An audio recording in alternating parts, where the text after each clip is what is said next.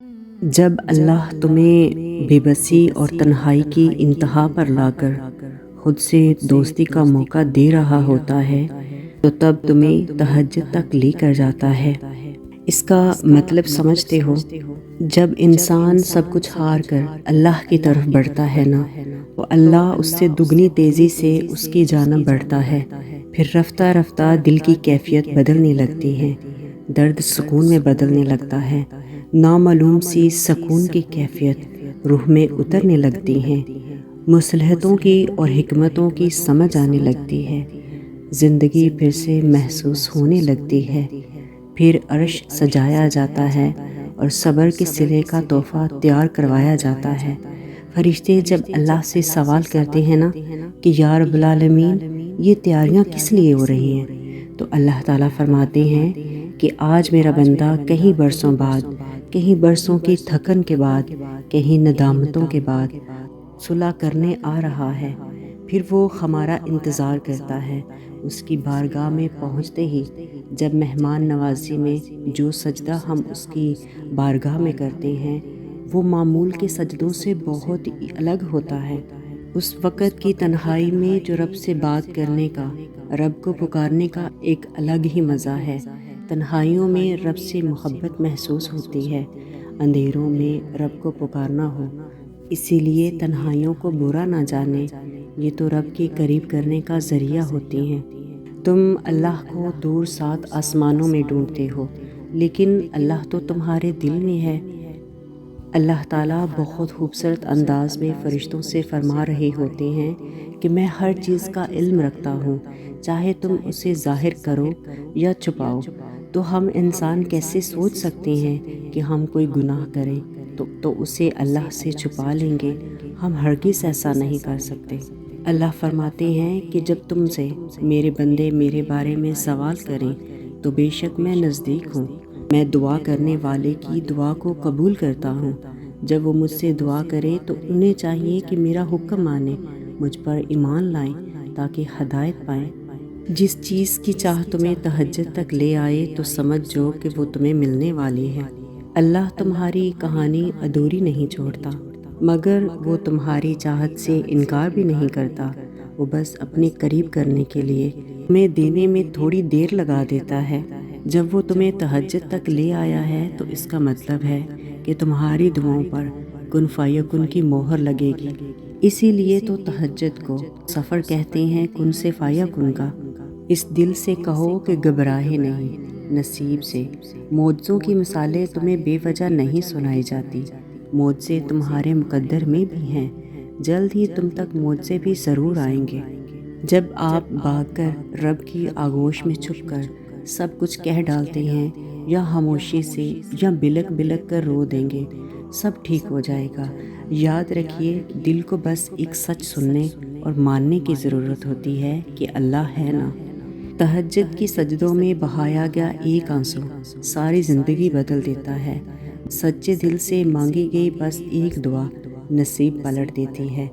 تہجد کا ایک سجدہ بند راستے کھول دیتا ہے، اور پھر جو ناممکن ہو وہ ممکن ہو جاتا ہے۔ تہجد میں تو اتنی طاقت ہے، یہاں تو ٹوٹے ہوئے لوگ سکون پاتے ہیں، اور جو خیال بھی آ جائے تو وہ قبول ہو جاتا ہے۔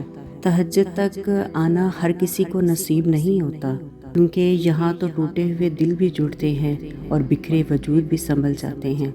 یہ ناممکن کو ممکن بنانے، اللہ کا لاڈلا بننے کی طاقت رکھتی ہے۔ یہ انسان کو اتنا مضبوط کر دیتی ہے کہ وہ دنیا کی ہر جنگ کو فتح کر سکے۔ اللہ کی محبت کا نور جب سینے میں اتر جائے تو اس نور سے انسان کا اندر باہر چمک اٹھتا ہے۔ قلب کی تاریکیاں معمولی نہیں ہوتی۔ اللہ پر یقین رکھو، وہ ہر نا امید لمحوں کو خوشگوار بنا سکتا ہے۔ یاد رکھو کہ غم کو ہرانے کے لیے صرف 3 داؤ بہت ہیں، ایک ایمان، صبر اور رضا، اور اللہ کی محبت جیتنے کے لیے صرف ایک، جو میرے رب نے چاہا میں اس پر راضی ہوا۔ ہو بھی سکتا ہے کہ اس دیری میں تمہاری ہی بہتری ہو سکتا ہے کہ رات آزمائش کی آخری رات ہو، یا اگلی دعا سے تمہارا نصیب بدل جانا ہوا ہو، اور یا ٹوٹی امید تمہیں اللہ سے جوڑنے کا ذریعہ ہو، اللہ نے تمہارے لیے نیا دروازہ کھولنا ہو، یا اس بے بسی کے بعد اللہ کی مدد آنی ہو۔ فرض کرو کہ اللہ بس کن کہنے ہی والا ہو، کیونکہ اللہ کے ہم سے کیے گئے کچھ وعدے بھی ہیں کہ دعاؤں کی قبولیت کا وعدہ ہے، جو چلا گیا ہے اس سے بہتر دینے کا وعدہ ہے، ہر مشکل کے ساتھ آسانی کا وعدہ ہے، صبر والوں کا ساتھ دینے کا وعدہ ہے، طاقت سے بڑھ کر تکلیف نہ دینے کا وعدہ ہے۔ بے شک اللہ وعدہ خلافی نہیں کرتا۔ جب نہ ملنے کا خوف ستانے لگے تو اور بھی یقین سے دعائیں مانگنا۔ جب صبر نہ آ رہا ہو تو جائے نماز پر بیٹھ کر خوب رو لینا۔ جب ہمت ہارنے لگے تب سجدوں میں اس سے ڈھیر ساری باتیں کر لینا۔ جب دل کو سکون نہ پہنچ رہا ہو تو تہجد پڑھ لینا۔ جب انتظار مشکل ہو جائے تو صبر سے اس کے معجزے کا انتظار کرنا، بے شک وہ ہمارے دلوں کا حال جاننے والا ہے۔ تہجد کو زندگی کے چینجز اور آزمائش کے خلاف اپنا ہتھیار بنائیں۔ ہر سجدے کے ساتھ محسوس کریں کہ آپ کی پریشانیاں پگھل رہی ہیں اور آپ کا بوجھ ہلکا ہو جائے گا۔ آپ کو یقین کرنا ہوگا کہ اللہ تعالیٰ آپ کو دینے پر قادر ہے جو آپ اس سے مانگ رہے ہیں۔ اس سے پہلے کہ آپ اس سے مانگیں، یاد رکھیں کہ ہماری دعاؤں کے جوابات کی کلیدی امید اور توکل ہے۔ تم تہجد تک پہنچ جاؤ اور پھر بھی کہو کہ دعائیں قبول نہیں ہو رہی، تو یقین کرو کمی تمہارے مانگنے میں ہے، تمہارے یقین میں ہے۔ اس کے دینے میں کبھی بھی کمی نہیں ہو سکتی، کیونکہ تہجد کا ایک سجدہ تو قسمت بدل دیتا ہے۔ تو پھر تمہاری دعائیں کیسی پوری نہ ہوں؟